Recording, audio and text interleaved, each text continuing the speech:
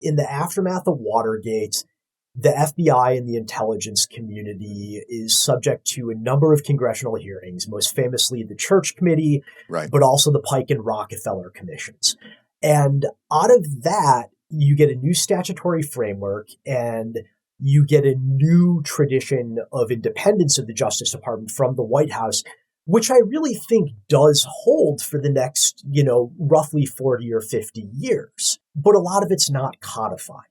The notion that presidents don't take a personal role in prosecutorial decisions or sentencing memorandums or things of those nature, it's really held, but it's entirely by a respect for the norms that happened after Watergate and a recognition by largely responsible presidents and officials, regardless of their politics, that Watergate was a bad thing. It's not something we want to repeat.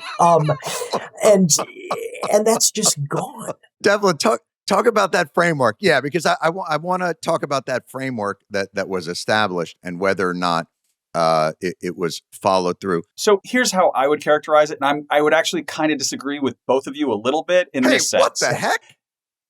Since 2016, there has been this long-running political debate about the rule of law, right? We have to uphold the rule of law. We have to protect the rule of law.